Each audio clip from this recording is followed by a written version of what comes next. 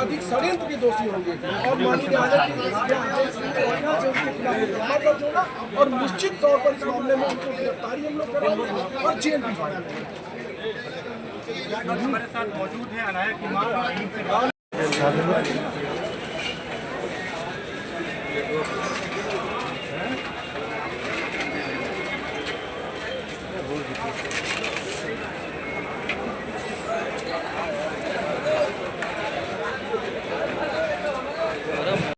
कब आप चलेंगे तो अंदर देखती है कि उसके मुंह से पिंक झाग निकल रहा है और उसके मुंह में कोई ऑक्सीजन का पाइप नहीं लगा हुआ है और वहाँ हॉस्पिटल के थिएटर में कोई डॉक्टर नहीं।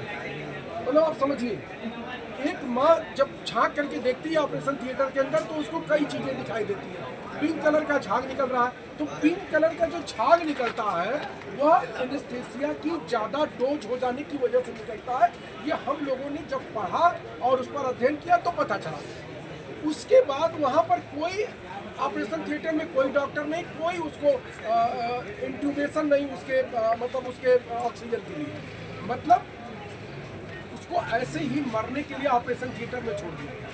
जब ये देख करके बाहर निकले और डॉक्टर से पूछी कि अरे मेरी बच्ची को क्या हुआ, तो उन्होंने कहा नहीं कोई दिक्कत नहीं है, उसको सामान्य जांच के लिए बगल के एक हॉस्पिटल में उपहार में और आशीर्वाद में भेजना है।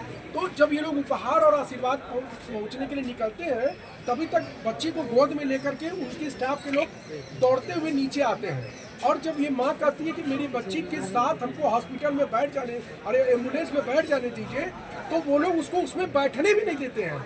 जब ये कहती है कि अरे मेरे बच्ची का पैर मुड़ा हुआ है, उसका पैर तो सीधा कर दीजिए, तो उसकी भी इजाज़त इस माँ को नहीं दी जाती है और उसको ज़बरदस्ती भर के उससे कहा जाता है कि तुम उपकार पहुँचो, हम पहुँच रहे हैं। और इसको उपकार भेजकर उसके बाद पॉपुलर भेजकर वो डॉक्टर वो बच्ची को ले कहा जाता है मैट केयर हॉस्पिटल। आप समझिएगा, इसको टाइम बाइंग बोलते हैं कि गार्जियन को पता न चले कि उस बच्ची की स्थिति क्या है।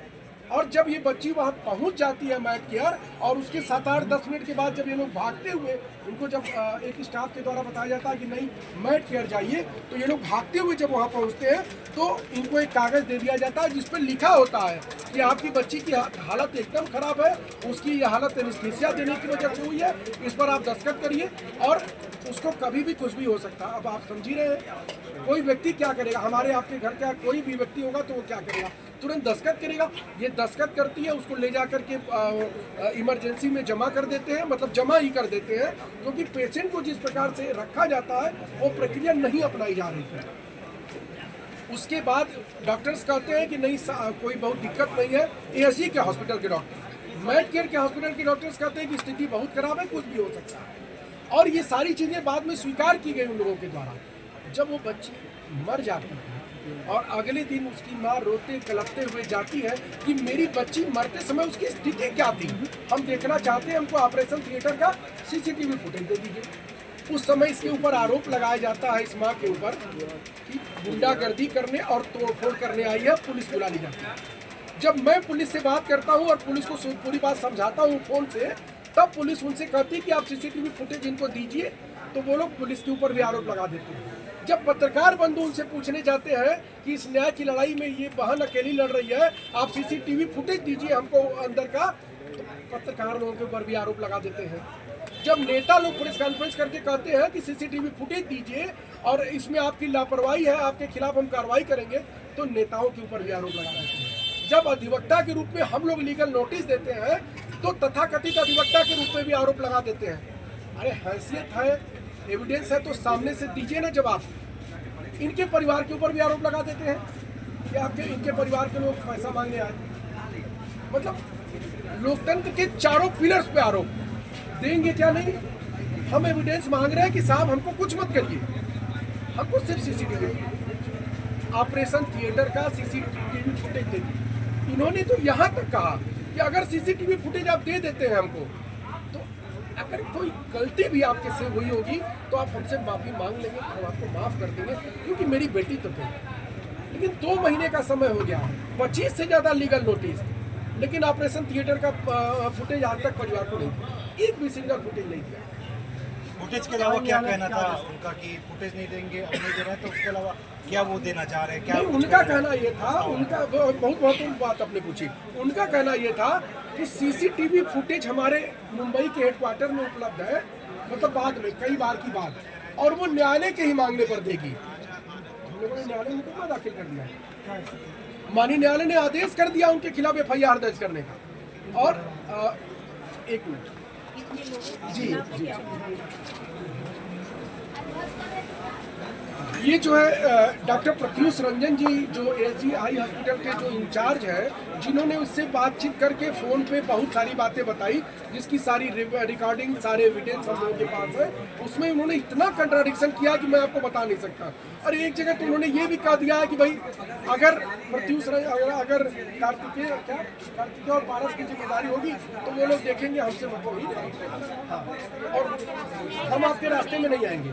उसके बाद जो एनेस्थीसिया के डॉक्टर है उनके खिलाफ, SGI हॉस्पिटल के जो मैनेजर प्रबंधक है उनके खिलाफ, उबैद उस्मानी जो हॉस्पिटल का इंचार्ज केयरटेकर है उसके खिलाफ, डॉक्टर पारस जो सर्जन है उनके खिलाफ, डॉक्टर कार्तिकेय है उनके खिलाफ, ऑपरेशन थिएटर का जो सहायक अतुल और जयप्रकाश और एक अन्य, और जो मैट केयर हॉस्पिटल के जो मालिक लोग हैं उनके खिलाफ मुकदमा दर्ज करने का माननीय न्यायालय ने आदेश दिया है। अच्छा, किन धाराओं में किया है? देखिए, 106 तो नेग्लिजेंस है और उनका कहना है कि हमने नेग्लिजेंस नहीं किया है, तो ये तो एक जांच का विषय हो सकता है। लेकिन जिस प्रकार से लापरवाही से उन्होंने मानव जीवन को संकट में डाला और 2 घंटे 20 मिनट तक, ऑपरेशन 40 मिनट का, आपने 2 घंटे 20 मिनट एक्स्ट्रा उसको जो हॉस्पिटल में रखा। अगर आपके हॉस्पिटल में पोस्ट एनेस्थीसिया केयर यूनिट रहा होता तो निश्चित तौर पर बच्ची को आपने एनेस्थीसिया की डोज में जो गड़बड़ी की उससे उसको निकालने में मदद मिल गई होती। और मैं एनेस्थीसिया की डोज की गड़बड़ी की बात इसलिए कर रहा हूँ क्योंकि बच्ची की माँ ने उसके मुंह से पिंक झाग निकलता हुआ देखा था ऑपरेशन थिएटर में, और उस समय ऑपरेशन थिएटर में कोई भी सहायक मौजूद नहीं था, कोई डॉक्टर मौजूद नहीं था, कोई केयर टेकर मौजूद नहीं। बच्चे की माँ ने पिक्चर्स नहीं लिया, वो जब झाग निकल रहा था मुंह से, कुछ प्रूफ रखने के लिए? अब एक चीज आप समझिए सर, आप लोग पत्रकार हैं, एक व्यक्ति, एक माँ अपने बच्ची को वो स्थिति देख करके घबरा करके भागी डॉक्टर के पास कि क्या हमारी बच्ची को हुआ। इसी प्रूफ के लिए एक विधान है कि ऑपरेशन थिएटर में सीसीटीवी फुटेज लगाया जाएगा। इसी प्रूफ के लिए ये विधान है कि ऑपरेशन थिएटर में जिस इंस्ट्रूमेंट से वो ऑपरेशन करते हैं, ये डॉक्टर प्रत्युष रंजन ने हम लोगों को बताया, रिकॉर्डिंग में भी है कि उसमें भी एक वो होता है, मतलब एक सिस्टम होता है जिससे हमारे हेडक्वार्टर में उसको रिकॉर्डिंग होती है। इसी प्रूफ के लिए हम वो रिकॉर्डिंग मांग रहे हैं। अगर वो ये रिकॉर्डिंग नहीं दे रहे हैं, इसका मतलब वो सबूतों से छेड़छाड़ कर रहे हैं, वो उसको डिस्ट्रॉय करने का प्रयास कर रहे हैं। तो वो सबूत अगर सामने आ जाएंगे तो उनका नेग्लिजेंस है कि नहीं ये भी साबित हो जाएगा। उनके पास पोस्ट एनेस्थीसिया केयर यूनिट क्यों नहीं थी जब उन्होंने जनरल एनेस्थीसिया उस बच्ची को दिया? और वो जानते थे, कोई भी व्यक्ति यह जानता है कि अगर जनरल एनेस्थीसिया दिया जाएगा तो rare of the rarest case में वो रिस्पॉन्स करता है, पॉजिटिव या नेगेटिव। तो उसके लिए उनके पास जो व्यवस्था होनी चाहिए थी वो नहीं थी, वो नेग्लिजेंस है, वो मानव जीवन को खतरे में डालने का अभ्यास है। बड़े हॉस्पिटल में ये व्यवस्था करना होना, ये चिंता का विषय है, यह सरकार के लिए चिंता का विषय है, यह हमारे नागरिकों के लिए चिंता का विषय है कि जिसकी 180 से ज़्यादा ब्रांचेज हो, जो इतना बड़ा हॉस्पिटल मतलब चला रहा हो, सिस्टम चला रहा हो, उसको उन्होंने अपने उसमें स्वीकार किया कि हम लोग जल्दीबाजी में कई हॉस्पिटल में बात कर रहे थे कि उनको एनेस्थीसिया केयर यूनिट मिल जाए। आपके पास एनेस्थीसिया केयर यूनिट नहीं, आपके पास अगर उसकी वेंटिलेशन का साधन रहा होता, अगर आपके पास इलेक्ट्रॉनिक डिवाइसेस रहे होते, हार्ट मॉनिटरिंग के, पल्स मॉनिटरिंग के और लंग्स मॉनिटरिंग के, तो निश्चित तौर पर लंग्स में वापस वो पानी खींच करके न चला गया होता। हुआ क्या कि जब इनके पास वो सिस्टम नहीं था और जब बच्ची सांस लेने का प्रयास कर रही थी, क्योंकि वो एक तो बेहोशी में थी, और जब ऑक्सीजन उसके फेफड़े तक नहीं पहुंच रहा था तो वो सांस लेने की कोशिश कर रही थी, जिससे कि उसके लंग्स में पानी भरता जा रहा था। और ये डॉक्टर्स ने भी वो मैट केयर के कहा कि हम लोग उसकी लंग्स का पानी निकालने की व्यवस्था कर रहे हैं, लेकिन हम सफल नहीं हो रहे हैं। मतलब डॉक्टर्स ने लापरवाही की, पोस्ट एनेस्थीसिया केयर यूनिट नहीं थी, उसका कोई इलाज उन्होंने उसका व्यवस्था नहीं किया। 2 घंटे 20 मिनट उन्होंने अपने फेस सेविंग करने का प्रयास किया। जैसे कभी किसी का एक्सीडेंट हो जाए रोड पर तो आप क्या करेंगे? आप हॉस्पिटल ले जाएंगे ना उसको, कि आप उसका फोटो बना करके घर चले जाएंगे? अभी आगे की क्या प्रक्रिया? आगे देखिए, माननीय सीएम साहब ने एफआईआर दर्ज करने का आदेश दिया है। डीएम साहब के आदेश से जो है कि इसमें मेडिकल बोर्ड बना है, उसकी जांच प्रक्रिया चल रही है।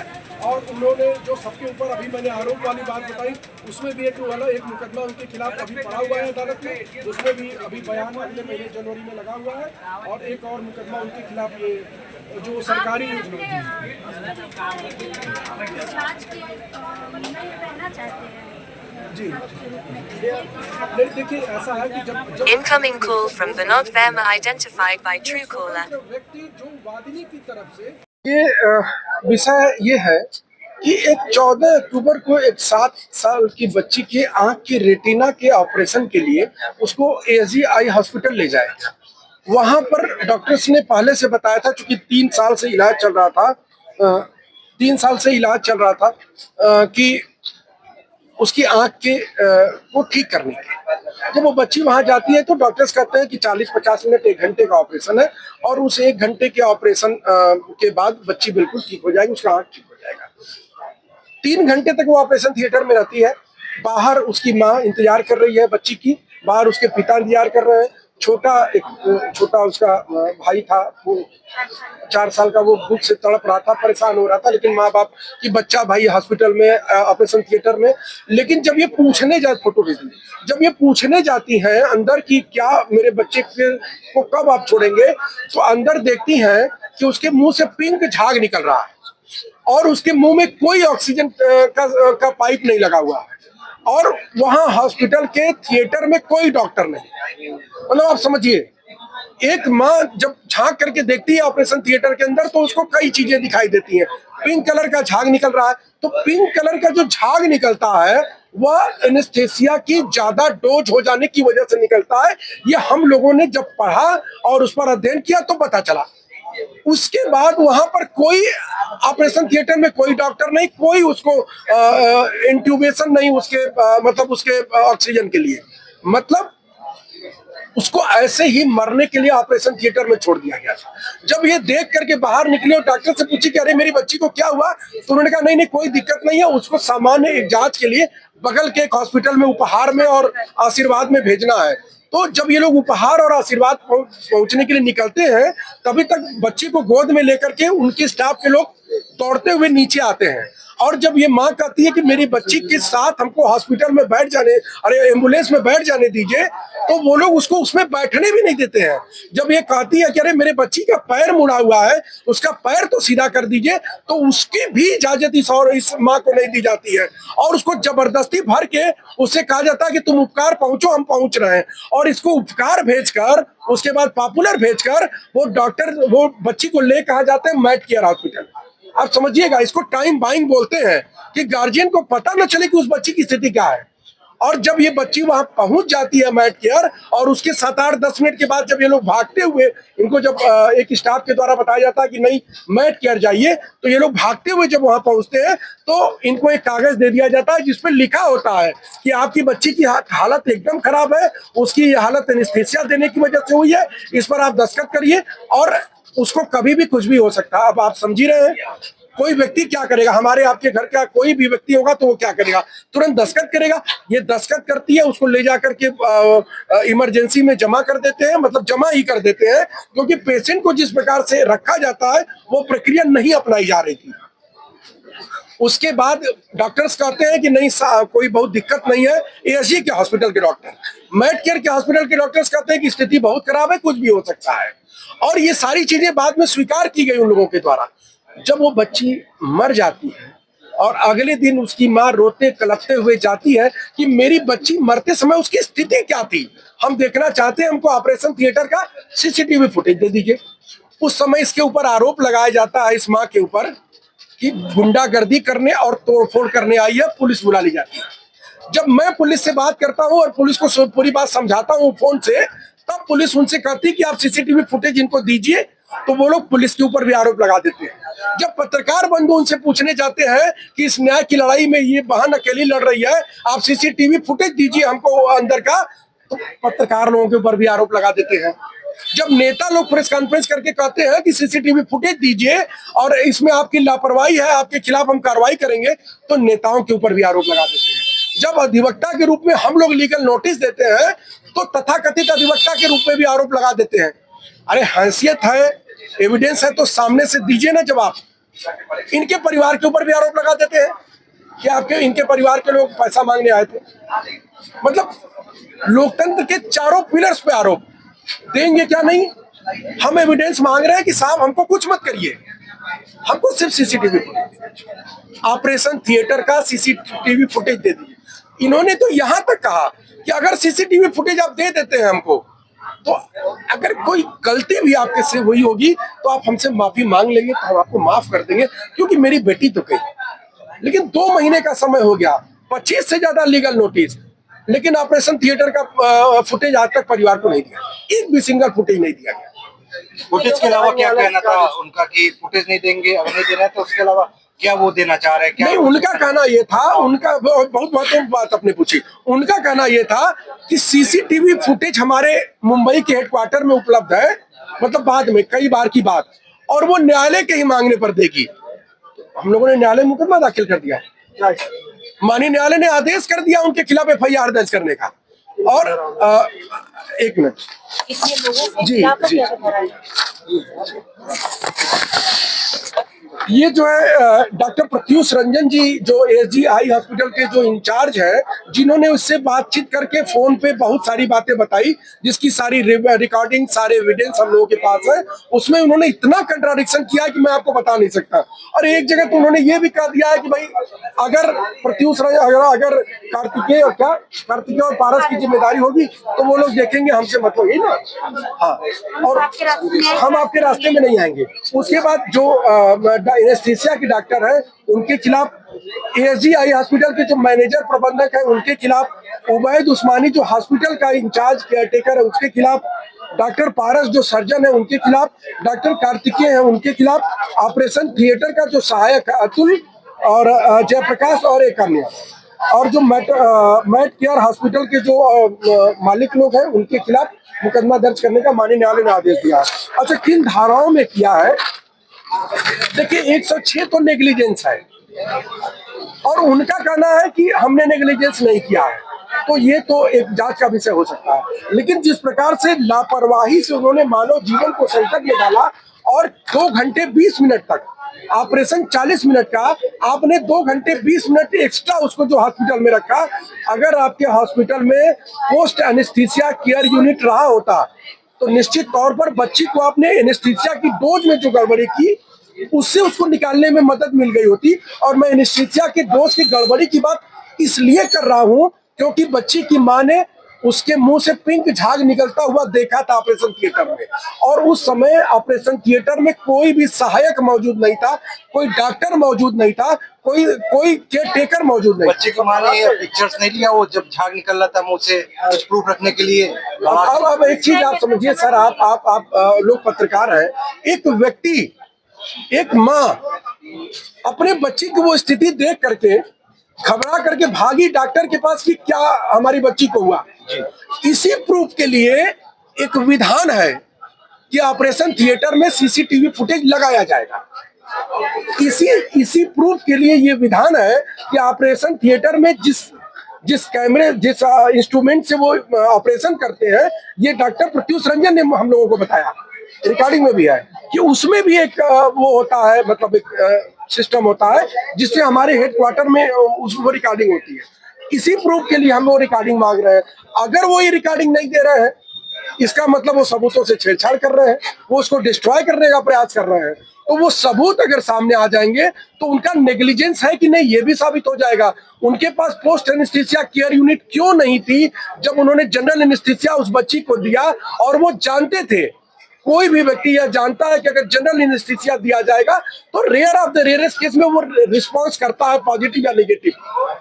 तो उसके लिए उनके पास जो व्यवस्था होनी चाहिए थी वो नहीं थी, वो नेग्लिजेंस है, वो मानव जीवन को खतरे में डालने का अभ्यास है। इतने बड़े हॉस्पिटल में इन्वेस्ट करना होना, ये चिंता का विषय है, यह सरकार के लिए चिंता का विषय है, यह हमारे नागरिकों के लिए चिंता का विषय है कि जिसकी 180 से ज्यादा ब्रांचेज हो, जो इतना बड़ा हॉस्पिटल मतलब चला रहा हो, सिस्टम चला रहा हो, उसको उन्होंने अपने उसमें स्वीकार किया कि हम लोग जल्दीबाजी में कई हॉस्पिटल में बात कर रहे थे कि उनको एनेस्थीसिया केयर यूनिट मिल जाए।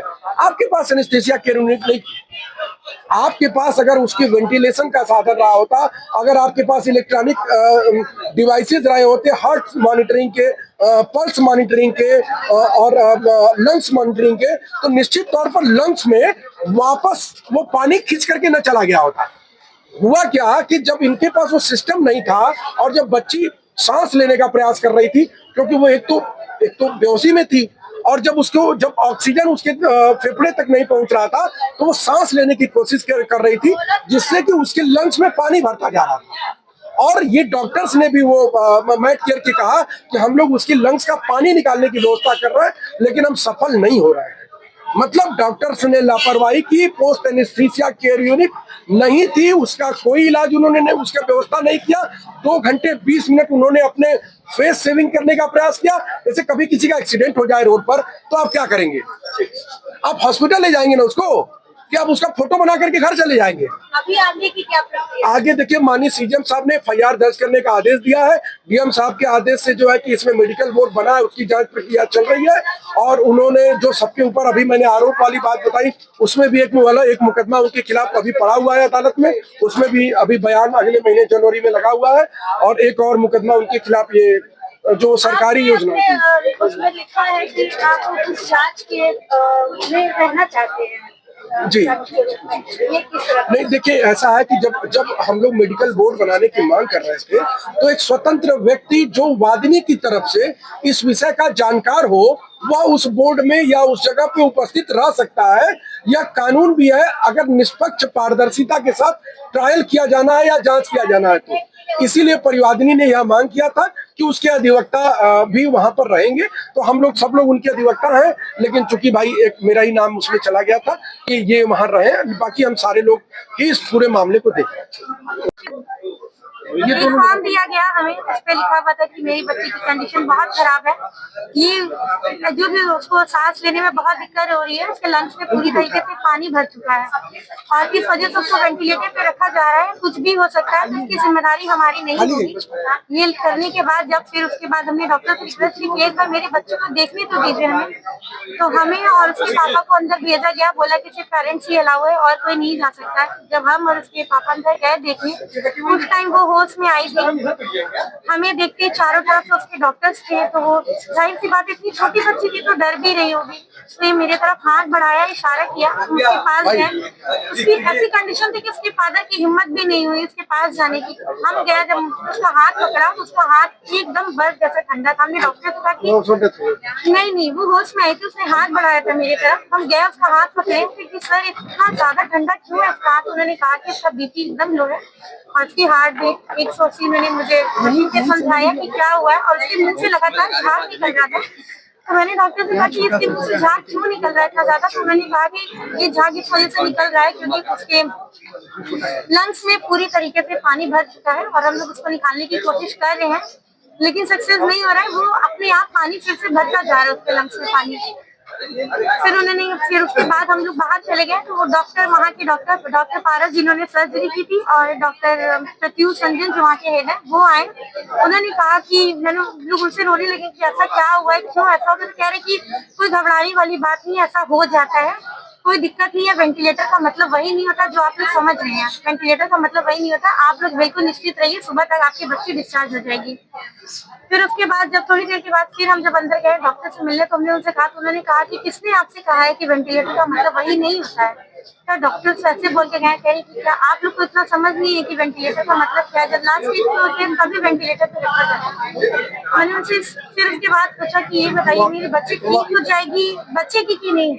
तो उन्होंने कहा कि ऐसा है कि हम लोग कुछ भी नहीं कह सकते हैं, कुछ नहीं बताया जा सकता, बस आप लोग बाहर जाइए और ऊपर वाले से प्रे कीजिए कि वो बच जाए। कोई अब कोई करिश्मा ही हो सकता है कि वो बस इस प्रकरण में किस तरह की कार्रवाई हुई, क्या मांगे हैं अभी तक, क्या कहना चाहिए? हमारी आज कल ये वो कोर्ट उनके ऊपर एफआईआर के लिए कोर्ट से आदेश हो गया है। बस हमारी यही मांग है कि उनके खिलाफ कार्रवाई की जाए, जिनको सजा मिले, जो कि मेरे बच्चों के साथ, मेरे बच्चे के साथ जो उन्होंने किया, और आगे जाके किसी और के साथ ऐसी लापरवाही ना हो, किसी और बच्चे के साथ ऐसा ना हो। ये बोलिए आप। थोड़ा जानना चाहिए क्या प्रकरण है, क्या आपकी बेटी के साथ क्या कुछ हुआ था, किस हॉस्पिटल में? अपना नाम मैमूरगंज ASG हाई हॉस्पिटल में उसका 3 साल से इलाज चल रहा था।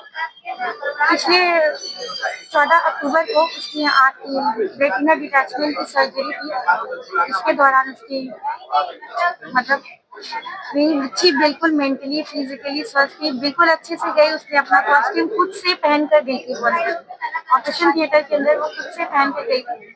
उन्होंने कहा कि 1 घंटे के बाद उसको बाहर लेकर आएंगे, थोड़ा देर ऑब्जर्वेशन में रखने के बाद उसको डिस्चार्ज कर दिया जाएगा। ऑपरेशन लगभग 1 घंटा, 1.5 घंटा, 2 घंटा बीतता गया। टाइम जैसे जैसे बीत रहा था हम लोग को टेंशन हो रही थी कितना टाइम क्यों लग रहा है। बार बार हम लोग वहाँ के डॉक्टर, मतलब वहाँ के जो भी स्टाफ थे, काउंसलर थे, उनसे बात कर रहे थे कितना टाइम क्यों लग रहा है। उन्होंने बताया कि अभी सर्जरी चल रही है, अभी एक आँख का उसका वो लेजर भी था। उन्होंने कहा कि सर्जरी कंप्लीट होने के बाद हम उसका लेजर करेंगे। सर्जरी चली रही है। लगभग 2.5 से पौने 3 घंटे के बाद मेरे हस्बैंड ने देखा डॉक्टर कार्तिकेय, जिनको सर्जरी करनी थी, वो बाहर जा रहे थे अपने वाइफ के साथ। फिर हम दोबारा गए पूछने के लिए कि सर्जरी कंप्लीट हो गई क्या, क्योंकि डॉक्टर कार्तिकेय तो चले गए। उन्होंने कहा कि नहीं, अभी सर्जरी चल रही है, आप टेंशन मत लीजिए, डॉक्टर कार्तिकेय चले गए हैं, लेकिन अंदर डॉक्टर पारस हैं, अभी वो देख रहे हैं। फिर उसके लगभग 10 मिनट के बाद अंदर बुलाया गया। उन्होंने कहा कि सर्जरी कंप्लीट हो गई है और हम आज उसका लेजर आज नहीं करेंगे, लेजर हम बाद में प्लान करेंगे उसका। मैंने कहा कि जो प्रॉब्लम लेजर उसका 13 तारीख को दोनों होना था, अचानक से उसकी एक आंख में ये प्रॉब्लम हो गई, रेटिना डिटैचमेंट करने का, कि आप बाद में प्लान करेंगी। अगर फिर से सेकेंड आइज में उसकी यही प्रॉब्लम हो गई तो उन्होंने कहा कि नहीं, ऐसा नहीं होगा, हम लोग देख में रखेंगे उसको, थोड़ा जो उसका हेल्थ ठीक हो जाएगी उसके बाद हम उसको प्लान करेंगे। अभी इस मामले में क्या हुआ है? आपके बच्चे के साथ की मौत से पहले किस तरह की लापरवाही हॉस्पिटल द्वारा की? उसके पहले उन डॉक्टर्स का ही कहना है, डॉक्टर्स ने ही मुझे बताया कि लगभग आधे घंटे के बाद उसकी कंडीशन खराब होने लगी थी। आधे घंटे से 45 मिनट के बाद उसकी कंडीशन खराब होने लगी थी। तो कंडीशन खराब होने के लगभग आधे घंटे बाद से ही तो फिर उसको इतना देर हॉस्पिटल में क्यों रखा गया, उसको तुरंत दूसरी जगह भेजा क्यों नहीं गया, या फिर हमें बताया क्यों नहीं गया। 3 घंटे के बाद जब वो अंदर हमें बुलाकर हमसे झूठ बोल रहे हैं, झूठा शासन दे रहे हैं कि ये बोलिए आप। थोड़ा जानना चाहिए क्या प्रकरण है, क्या आपकी बेटी के साथ क्या कुछ हुआ था, किस हॉस्पिटल में? अपना नाम मैमूरगंज ASG हाई हॉस्पिटल में उसका 3 साल से इलाज चल रहा था। पिछले 14 अक्टूबर को उसकी आँख की रेटिना डिटैचमेंट की सर्जरी की। इसके दौरान उसकी मतलब मेरी बच्ची बिल्कुल मेंटली फिजिकली स्वस्थ थी, बिल्कुल अच्छे से गई। उसने अपना कॉस्ट्यूम खुद से पहन कर गई थी, ऑपरेशन थिएटर के अंदर वो खुद से पहन कर गई थी। उन्होंने कहा कि 1 घंटे के बाद उसको बाहर लेकर आएंगे, थोड़ा देर ऑब्जर्वेशन में रखने के बाद उसको डिस्चार्ज कर दिया जाएगा। ऑपरेशन लगभग 1 घंटा, 1.5 घंटा, 2 घंटा बीतता गया। टाइम जैसे जैसे बीत रहा था हम लोग को टेंशन हो रही थी कितना टाइम क्यों लग रहा है। बार बार हम लोग वहाँ के डॉक्टर, मतलब वहाँ के जो भी स्टाफ थे, काउंसलर थे, उनसे बात कर रहे थे कितना टाइम क्यों लग रहा है। उन्होंने बताया कि अभी सर्जरी चल रही है, अभी एक आँख का उसका वो लेजर भी था। उन्होंने कहा कि सर्जरी कंप्लीट होने के बाद हम उसका लेजर करेंगे। सर्जरी चली रही है। लगभग 2.5 से पौने 3 घंटे के बाद मेरे हस्बैंड ने देखा डॉक्टर कार्तिकेय, जिनको सर्जरी करनी थी, वो बाहर जा रहे थे अपने वाइफ के साथ। फिर हम दोबारा गए पूछने के लिए कि सर्जरी कंप्लीट हो गई क्या, क्योंकि डॉक्टर कार्तिकेय तो चले गए। उन्होंने कहा कि नहीं, अभी सर्जरी चल रही है, आप टेंशन मत लीजिए, डॉक्टर कार्तिकेय चले गए हैं, लेकिन अंदर डॉक्टर पारस हैं, अभी वो देख रहे हैं। फिर उसके लगभग 10 मिनट के बाद अंदर बुलाया गया। उन्होंने कहा कि सर्जरी कंप्लीट हो गई है और हम आज उसका लेजर आज नहीं करेंगे, लेजर हम बाद में प्लान करेंगे उसका। मैंने कहा कि जो प्रॉब्लम लेजर उसका 13 तारीख को दोनों होना था, अचानक से उसकी एक आंख में ये प्रॉब्लम हो गई, रेटिना डिटैचमेंट करने का, कि आप बाद में प्लान करेंगी। अगर फिर से सेकेंड आइज में उसकी यही प्रॉब्लम हो गई तो उन्होंने कहा कि नहीं, ऐसा नहीं होगा, हम लोग देख में रखेंगे उसको, थोड़ा जो उसका हेल्थ ठीक हो जाएगी उसके बाद हम उसको प्लान करेंगे। अभी इस मामले में क्या हुआ है? आपके बच्चे के साथ की मौत से पहले किस तरह की लापरवाही हॉस्पिटल द्वारा की?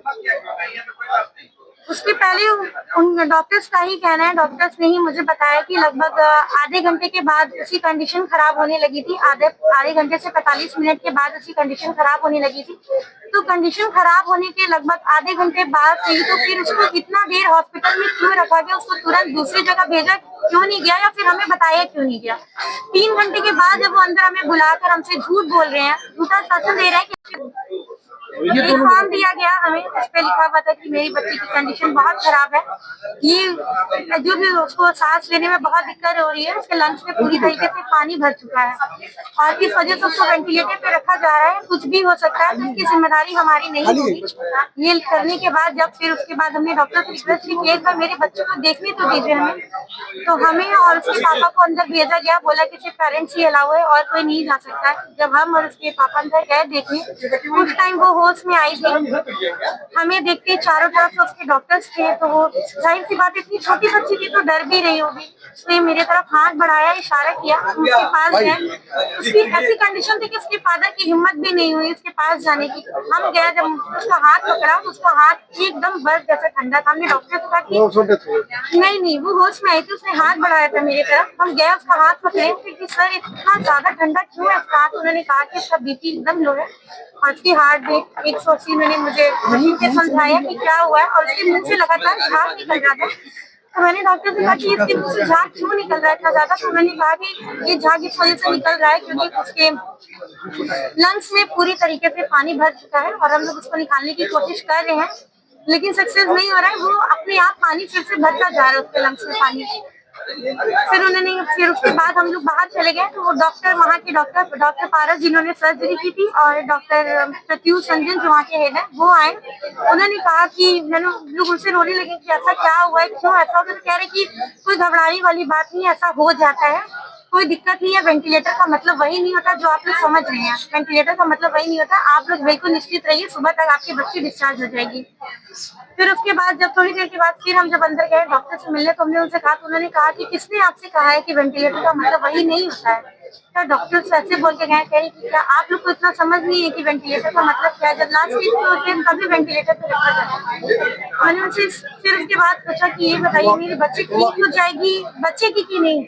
तो उन्होंने कहा कि ऐसा है कि हम लोग कुछ भी नहीं कह सकते हैं, कुछ नहीं बताया जा सकता, बस आप लोग बाहर जाइए और ऊपर वाले से प्रे कीजिए कि वो बच जाए। कोई करिश्मा ही हो सकता है कि वो बच जाए। इस प्रकरण में किस तरह की कार्रवाई हुई, क्या मांगे हैं अभी तक, क्या कहना चाहिए? हमारी आज कल ये वो कोर्ट उनके ऊपर FIR के लिए कोर्ट से आदेश हो गया है। बस हमारी यही मांग है कि उनके खिलाफ कार्रवाई की जाए, जिनको सजा मिले, जो कि मेरे बच्चे के साथ जो उन्होंने किया, और आगे जाके किसी और के साथ ऐसी लापरवाही ना हो, किसी और बच्चे के साथ ऐसा ना हो।